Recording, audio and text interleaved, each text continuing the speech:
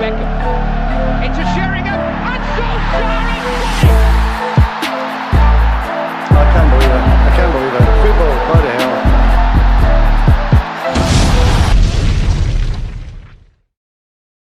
Hello, welcome to 99 United Way. This is your Manchester United versus Liverpool preview. A little bit later I'll go on and say what I think the result's going to be. Great night last night. Great result, should I say. Not a great first half, as I said in my match reaction to the Atalanta game. But we're going to have to build on this. We're going to have to take the confidence from that second half performance and bring it into Sunday. We're going to have to. Because Sunday is Ole Gunnar Solskjaer's biggest game of his Manchester United tenure. 100%. And that's not only because it's against Liverpool.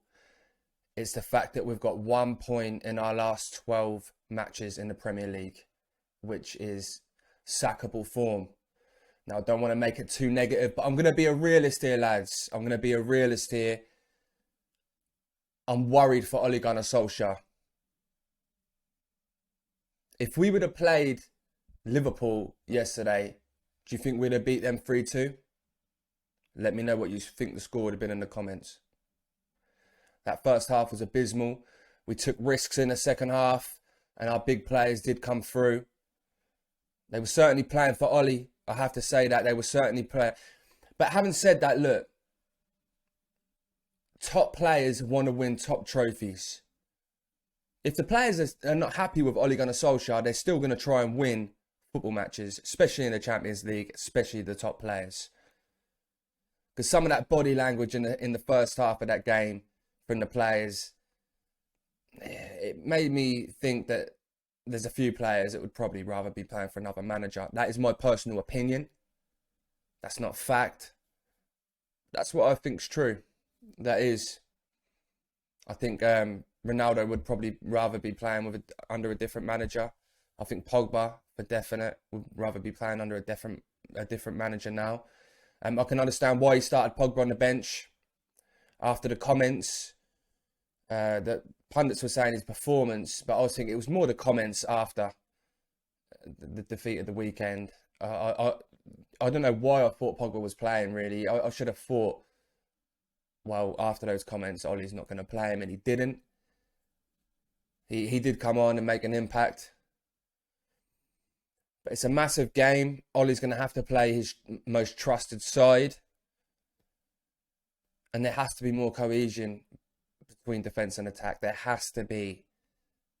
Our two centre midfielders, not for the first time this year, but you just saw the highlights after the first half, and the pundits on English TV anyway were showing how much space was around Fred and McTominay. When Ole said he was playing a 4-2-4, he wasn't lying. Ronaldo's pressure and, his work rate was questioned at the weekend. I think in that second half, he showed that he's more than willing to run for that ball. I think Ronaldo's just not the type of player to run for what he would see as a needless run and waste energy. I think it's more of a game management thing with him. I don't think it's a lazy thing. You can't call the best player or one of the best players to ever play the game of football a lazy player. That's not going to happen. And I'm not having these Ole excuses, these Ronaldo excuses for Ole's form and Manchester United's form. You can't pinpoint Ronaldo as a burden to me. No. The best managers will work around the best players. If you've got a top striker in world football, you have to, even at 36, you've got to build a form of a team around him that's going to utilise his best attributes, 100%. So I don't want to hear this, Ronaldo don't press, Ronaldo, our style don't suit Ronaldo. Make it adapt. The best players, the best managers would. So it's a biggest game. I'm going to go with my heart when it comes to the result. But before I say the result or what I think the result's going to be, I'm going to say how I think that we can, how I think we'll score against Liverpool. Now, although we're thinking, we've got one of the best teams in the league, this is a horrible time to play Liverpool for Ollie, you know, with the form and everything. We tend to score against teams that will play against us because we are deadly on the counter. So I think he's going to set up for the counter, even though it's at Old Trafford. We're not going to dominate the ball, which is just, it's a shame to say. It's a shame to say we're not going to dominate the ball, in all honesty. You know, with the actual squad we've got, who's to say that we can't be dominating football matches? I think we should be, or at least challenging to dominate against the top teams. But I think we'll let Liverpool dominate the ball and we'll hit them on the counter. We have to be really good defensively against Liverpool. Really good as a team. And that's how it's going to be. And I can just see it now. The fans getting behind every block and us trying to hit them on the counter. I'm going to go for a 2-1 Manchester United win. I say that with my heart on my sleeve. 2-1. I can see Rashford getting on a score sheet and maybe another goal from Cristiano Ronaldo. I obviously want to see the result. If we don't get the result, it's not going to look good for Ollie. The pressure is on.